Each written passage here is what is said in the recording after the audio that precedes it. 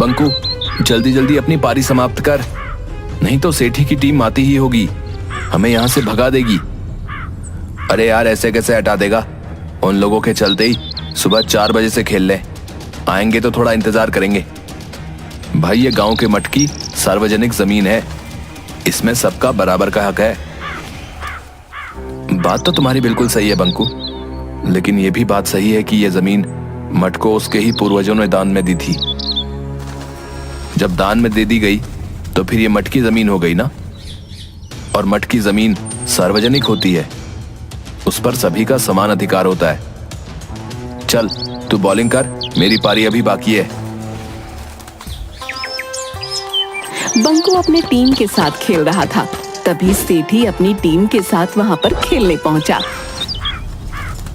ए चल बे नंगे फकीरों, हटा अपना बल्ला बास पल्ला, चल हमारी टीम यहाँ पर खेलेगी। चल, तुम लोगों को कई बार बता दिया कि ये मेरे पुरखों की जमीन है, इस ग्राउंड पर सिर्फ हमारी टीम खेलेगी, लेकिन तुम भिखारी लोग इतने ढीठ हो कि बिना फटकार के सुनते ही नहीं।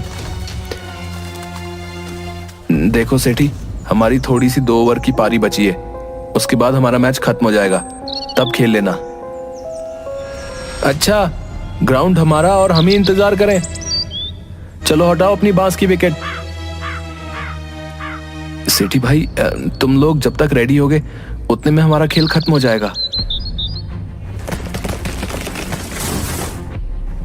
एक बार सेठी भाई ने बोल दिया ना नहीं खेलना है, मतलब नहीं खेलना है।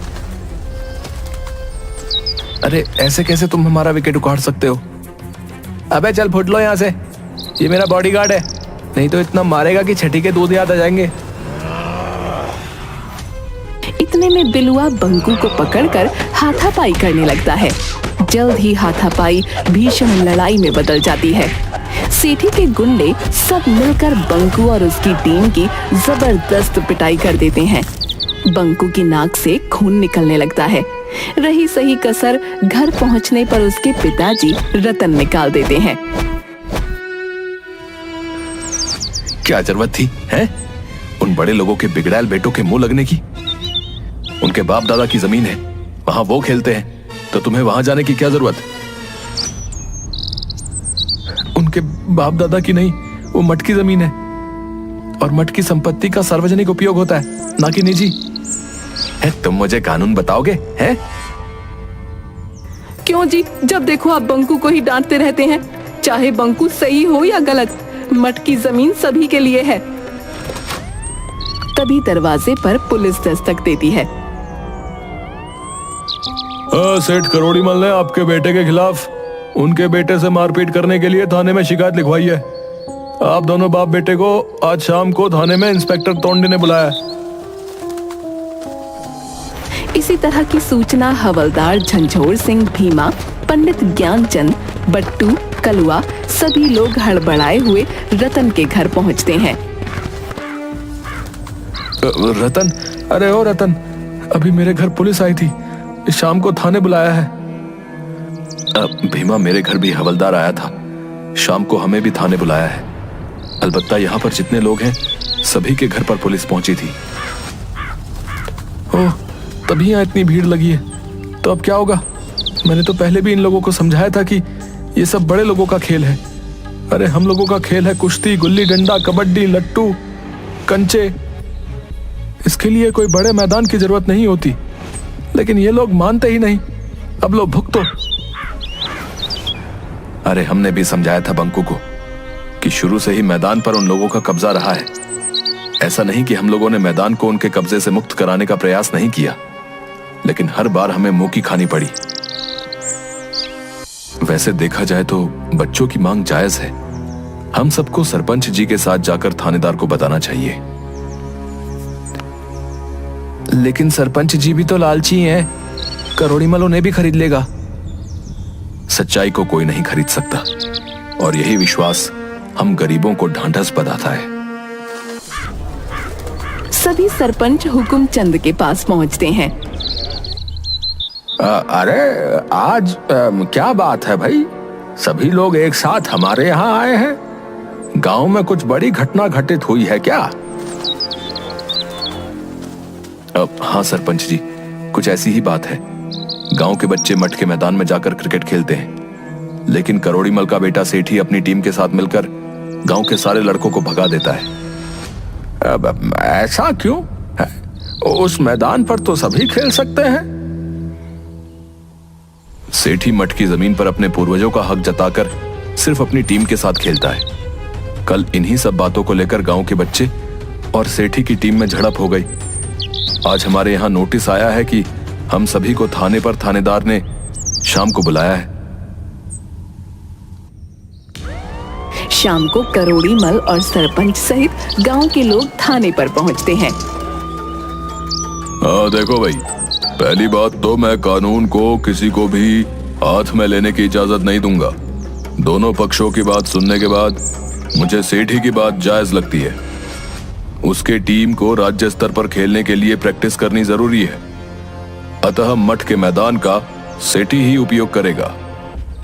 ये कैसे कह सकते हैं कि सेठी की टीम ही अच्छी खेलती है और वही मैदान में प्रैक्टिस करेगा? बंकू की बातों में दम है। अरे सेठी के पास सभी चीजें हैं, bat, ball, wicket, gloves, helmet, pad, guard, Jersey है। इन्हें हम सभी लोग रोज खेलते हुए देखते हैं। गांव के बच्चे उनका मुकाबला कर ही नहीं सकते।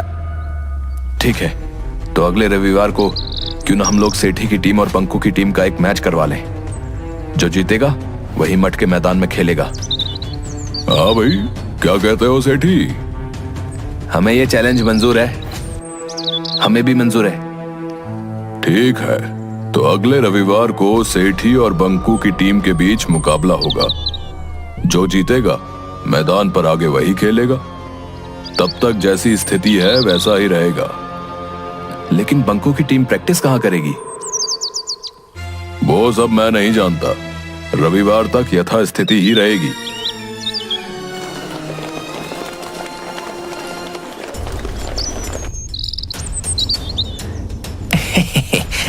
शाबाश थानेदार साहब, ये लीजिए अपना इनाम। सेठी की टीम के सामने वे लोग कहाँ टिकने वाले। बस रविवार के बाद मैदान का सारा झंझट ही खत्म। अंकल, वैसे तो हम सब मैच जीत ही जाएंगे, लेकिन मैंने राष्ट्रीय स्तर के खिलाड़ी सुधीर कुमार को बुलाया है। मैं कोई रिस्क नहीं लेना चाहता। इधर बंकू अपनी टीम के साथ। बट्टू, दीपू, कलवा, राजू, तुम लोगों पर ही गांव की इज्जत है। हर हाल में हमें मैच जीतना है, लेकिन हम लोग प्रैक्टिस कहाँ करेंगे? एक जगह है जहां हम प्रैक्टिस कर सकते हैं। कहां ऐसी जगह है जहां हम क्रिकेट की प्रैक्टिस कर सकते हैं? अभी तो सभी खेतों में अनाज ही लगा है। गांव के बाहर नदी किनारे वाला वीरान कब्रिस्तान। नहीं बाबा, सुना है वहां के बरगद के पेड़ पर भूतों और अतृप्त आत्माओं का वास है। हमें याद रखना होगा कि हिम्मते मर्दा तो मददे खुदा। हम सभी को दिल मजबूत कर हिम्मत के साथ प्रैक्टिस करनी होगी। हमारे पास वक्त बहुत कम है। दूसरे दिन से सेठी मठ की जमीन पर अपनी प्रैक्टिस स्टार्ट कर देता है। दूसरी तरफ बंकू अपनी टीम के साथ गांव के बाहर वीरान कब्रिस्तान में अपनी प्रैक्टिस जारी रखता है। बट्टू, तुम कीपिंग करोगे। राजू, तुम स्लिप पर रहोगे। कलवा, तुम्हारा थ्रो बहुत अच्छा है, तुम लॉन्ग लेग बाउंड्री पर रहोगे। नहीं, लॉन्ग लेग बाउंड्री पर भूतों वाला बरगद का पेड़ है, मैं नहीं जाऊंगा वहां। ठीक है, वहां पर मैं रहूंगा। इसी तरह से दोनों टीम अपनी अपनी प्रैक्टिस जी जान से करते रहते हैं। आज शनिवार था। दोनों टीमें सुबह सुबह ही अपने अपने ग्राउंड में पहुंच चुकी थीं। दोस्तों, पिछले 5 दिन से हम लोग प्रैक्टिस कर रहे हैं। कल हमारा फाइनल दिन है। हमें अपनी जी जान लगाकर हर हाल में मैच जीतना है। हम जो गलतियां पिछले 5 दिनों से करते आए हैं उन्हें दोहराना नहीं है। चलो बट्टू, बैटिंग करो। मेरी गुगली से बचकर दिखाओ, गिल्लियां बिखेर दूंगा। ठीक है, पहले बॉल तो फेंक, बाउंड्री पार नजर आएगी। ये ले बच। बट्टू लॉन्ग लेग में जोरदार छक्का लगाता है। वाह बट्टू, लंबा छक्का। अरे ये तो पेड़ पर चली गई। भाई शाम भी हो गई, अब बॉल कौन निकालेगा? सभी लोग बॉल निकालने और न निकालने के असमंजस में रहते हैं। भाई 6:30 बज गए, रात हो गई। मैं तो जा रहा हूँ, मुझे भूतों से डर लगता है। हाँ यार, डर तो हमें भी लगता है। रुक, मैं भी चलता हूँ। एक एक कर सभी चले गए। कब्रिस्तान में सिर्फ बंकू और दीपू रह गए थे। अरे यार, आज पूर्णिमा की चांदनी रात है।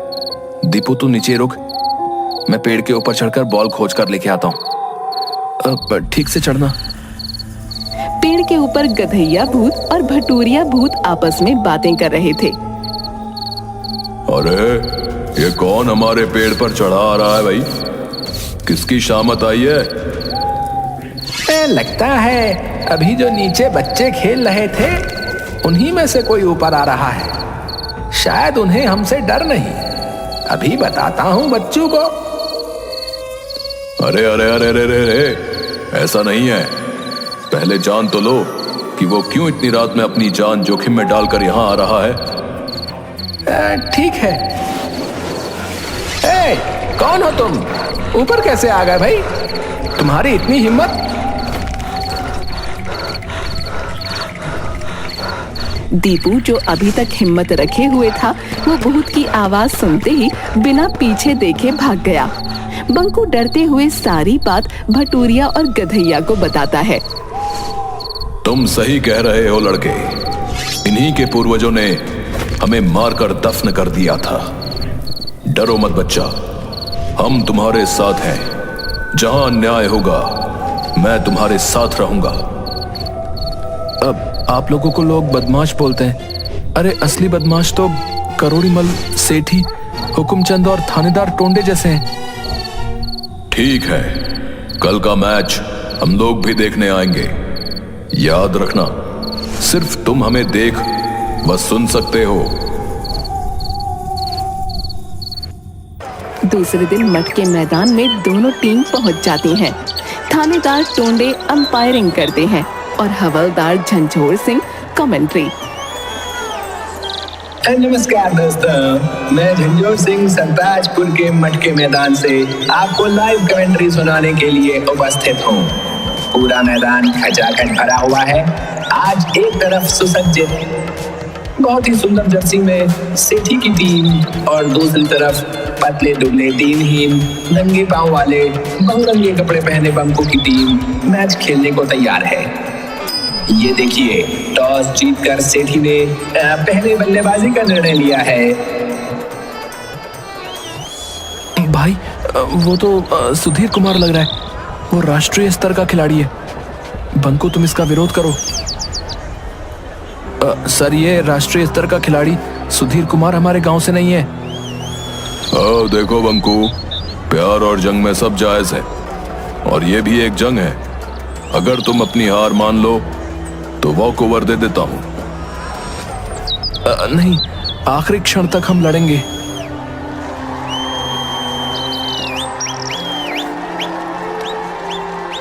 हाँ तो भाइयों, अंपायर से बंकू की कुछ बातचीत के बाद मैच शुरू हो गया है। बट्टू बॉलिंग छोर से बॉलिंग करने के लिए तैयार। सामने क्रीज पर नेशनल लेवल के प्लेयर सुधीर कुमार, और ये पहली बॉल, और पहली ही बॉल को सुधीर कुमार ने बाउंड्री के पार पहुंचा दिया है। लग रहा है कि खेल एक तरफा होने वाला है, और ये तीसरी बॉल पर भी छक्का। सुधीर कुमार ने पहली 3 बॉल पर ही छक्के लगाकर आगाज दे दिया है कि अंजाम क्या होगा। बंकू अपनी हताश टीम को उत्साहित करते हुए, और ये मैच के आखिरी गेंद पर भी बाउंड्री पार।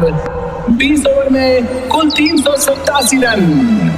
अब देखना है कि बंकू की टीम कितने 100 रनों से हारती है। बंकू की टीम का आया राम गया राम की तरह 3 ओवर में 13 रन पर 8 विकेट गिर जाते हैं।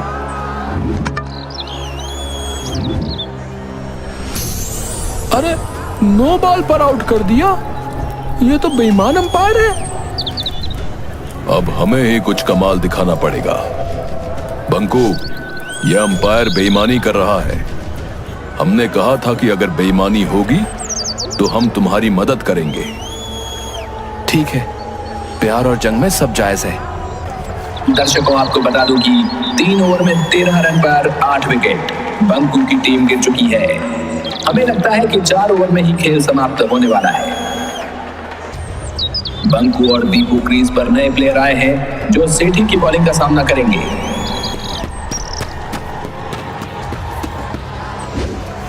सेठी ने ये बॉल डाला और बॉल बाउंड्री के पार। वाह, बंकू की टीम का ये पहला छक्का। दूसरी बॉल सेठी की और फिर बॉल मैदान के बाहर। लगता है बंकू कुछ देर टिकने वाला है और ये तीसरी गेंद भी छक्का। हैट्रिक बंकू की ओर से कमाल कर दिया गया है।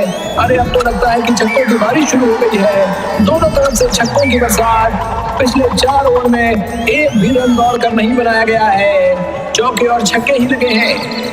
4 ओवर में 120 रन की रिकॉर्ड साझेदारी। स्कोर 7 ओवर में 133 रन 8 विकेट पर।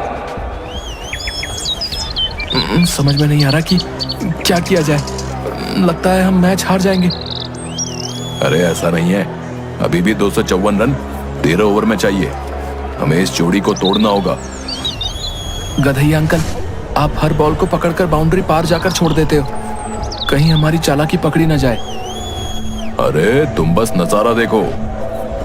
सेठी और सुधीर कुमार आपस में मंत्रणा करने के बाद फिर से तैयार। सुधीर कुमार बॉलिंग छोर से और दूसरी ओर दीपू ने गेंद को उछाल दिया है और बाउंड्री पर बिलवा ने कैच पकड़ लिया है। लेकिन अरे ये क्या, बिलवा तो पीछे ही जा रहा है और बाउंड्री के ऊपर गिर गया। टेक्निकली ये 6 रन और बंकू के खाते में गए। गधैया भूत भाई, इतनी बेईमानी भी ठीक नहीं। अरे अंपायर से पूछो, प्यार और जंग में सब जायज है। बंकू की टीम जीत से अब सिर्फ 12 रन दूर। अगली बॉल बहुत अच्छे बंकू ने रोक दी है, लेकिन ये क्या, सुधीर कुमार ने बॉल पकड़ के बाउंड्री की ओर फेंक दी और ये गेंद भी ओवर थ्रो के माध्यम से 4 रन।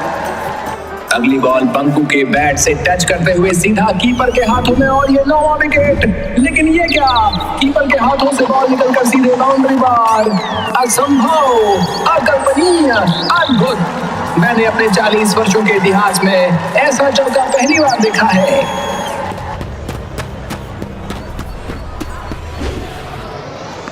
और ये गगनचुंबी छक्के के साथ मैच समाप्त होता है। बंकू की टीम 2 विकेट से मैच को जीत चुकी है। यानी इस मट की जमीन से सेठी और करोड़ीमल का दावा अब इतिहास बन चुका है। अब इस मैदान पर गांव के सभी बच्चे खेलने के लिए स्वतंत्र हैं। गांव के सभी लोग दौड़कर बंकू और उसकी टीम को कंधे पर उठाकर मैदान के चारों ओर चक्कर लगाते हैं और जयकारे लगाते हैं। बंकू गधैया भूत और भटूरिया भूत को बरगद के पेड़ की ओर जाते हुए देख रहा है। बंकू की आंखों से लगातार खुशी के आंसू निकल रहे थे।